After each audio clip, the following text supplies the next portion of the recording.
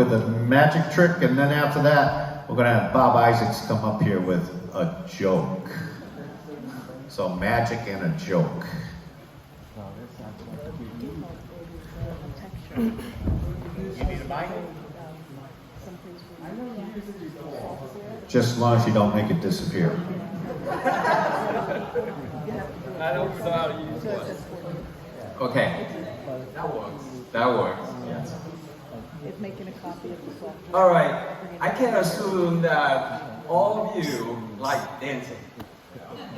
Okay. Amazing breast. Now, what if I say that you can dance just the way you dance and make a lot of money? That would be interesting, right? Okay. I am gonna show you how to make a $1 bill turn it into a $20 bill. Now the trick is,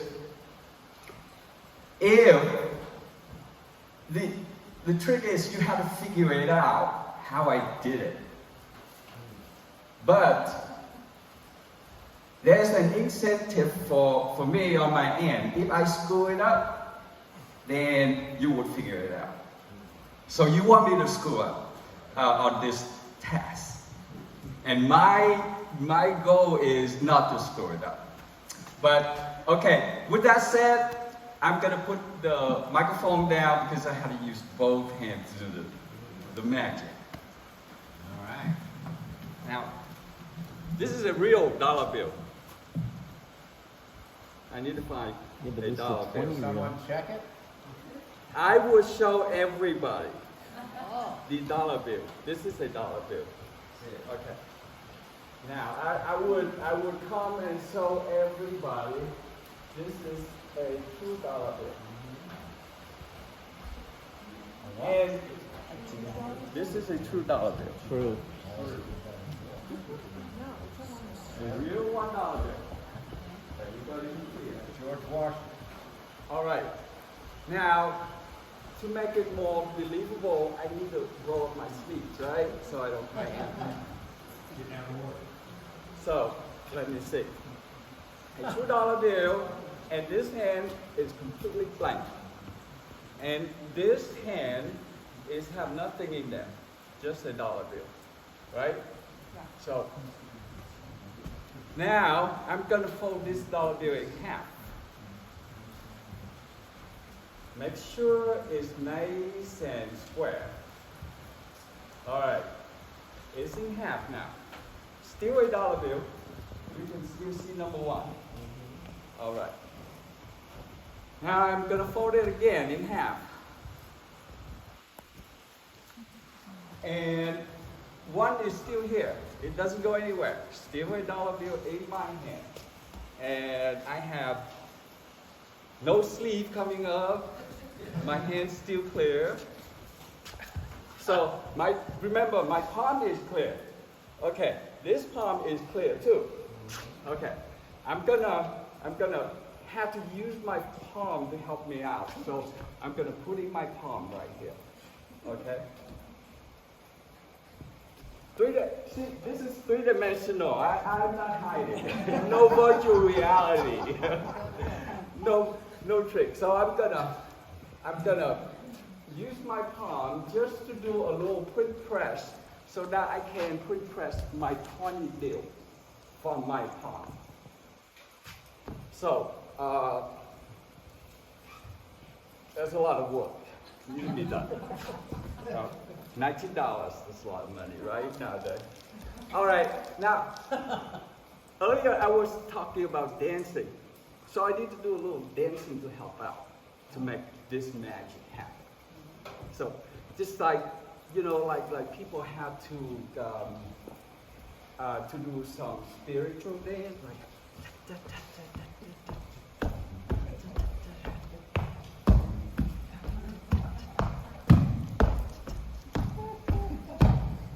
okay, I got to swing around a little bit. All right, that is all it takes to make $20 bill. All right, now I feel it. The $20 bill is coming out of my hand. So let me double check on it. I think I got it. Yeah, with all those cowboys, it better work. Otherwise, it would be very, very disappointing.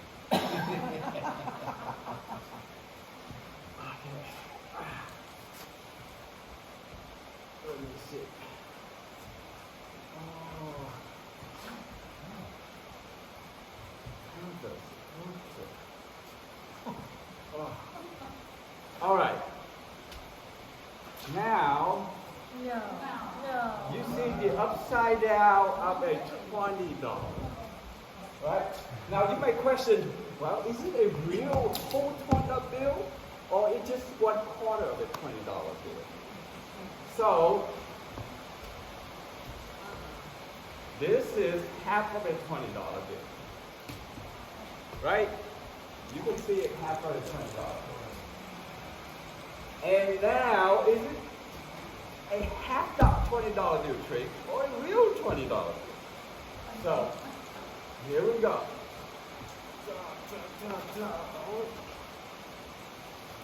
There we go. Upside down $20 bill. Still have nothing in my hand. Still have nothing in my hand. Now, if you think, that's the trick. If you can figure it out, you will be rich dancing. And hopefully you will figure it out.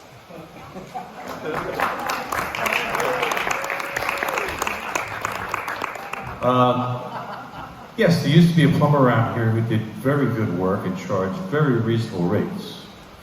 And he was beloved by all his customers, of course.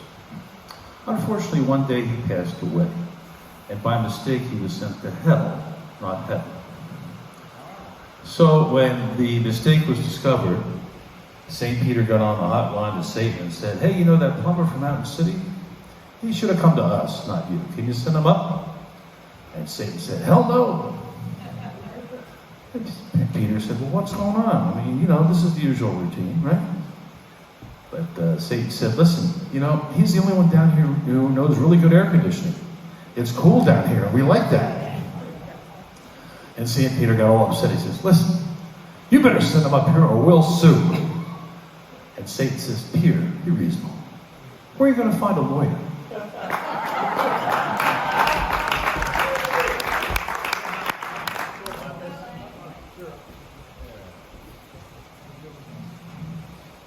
This is a poem called Dorothy Dances by Louis Untermeyer.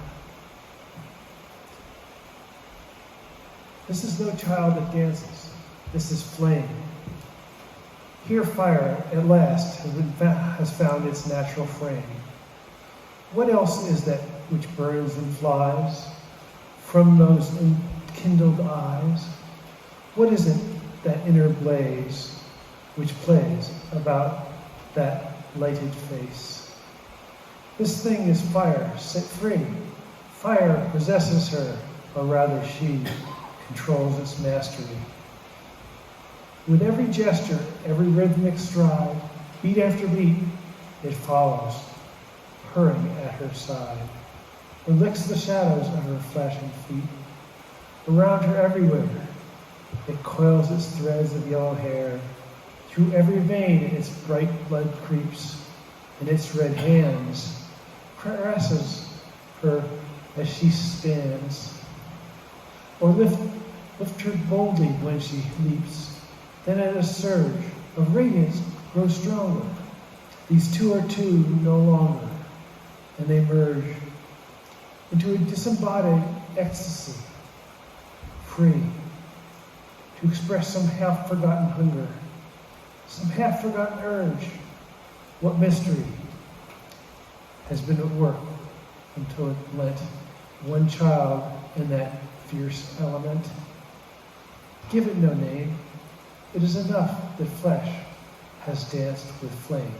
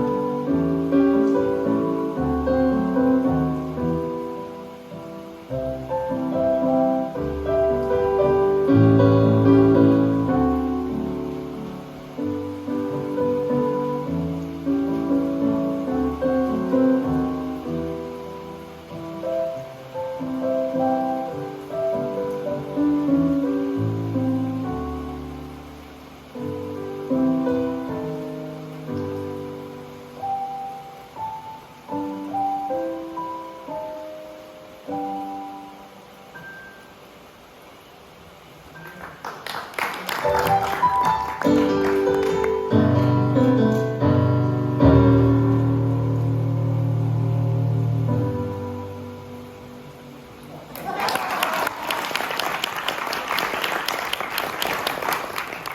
great. Okay, so a lot of musicians here. I'm not really a good singer. I'm not that good at keeping in tune, but that's not what this is about. You know, singing is a lot of work on your lungs, and professional singers practice their breaths and where to take the breath and all that. Well, when I do this, I just take a big, deep breath and sing the whole song. So here goes.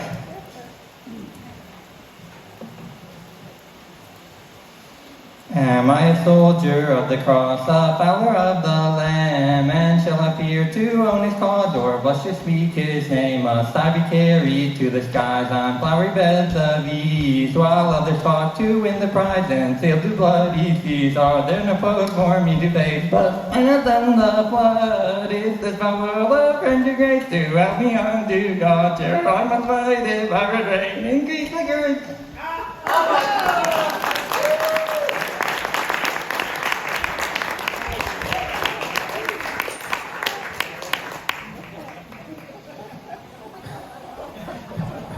Does anybody else want to be in this delightful talent show? Okay. Well, thanks to all the acts. I'll wrap it up since we have a little time. Walt Whitman's sort of my mentor for the freedom of the trail, the mentor of this Appalachian Folk School, and a lot of things that are in it is Don West. And Don wrote poetry, and Martin Luther King Jr. read his poetry as a divinity student in Boston University, and some of Martin Luther King's famous sermons or speeches is Don West's vision. And this is why we have the Sparklers, and this is why we have the Folk School. And so it's a Don West poem. It's called Vision. And I saw a new earth, alive with joy, and the vibrant voices of men, the laughter of children, and the daughters of men. Ashes of the desolations of many generations were scattered amidst the fields, where seeds sprouted and flowers deep-rooted reflected the everlasting hope in the eyes of the sons of women. There was a road winding up toward the high hills of consecration. It was no lonesome road. No person walked alone. But together they moved. And fear was nowhere about. People marveled at tales of former generations who moved with fear and violence at their side, and whose broken bodies, cemented into the roadbed, made a way toward the high hills, away from the darkness of bigotry. A great light was there, and it shone from the hearts of the people on the road, who were of all nations and races, walking toward the high hills of a new earth.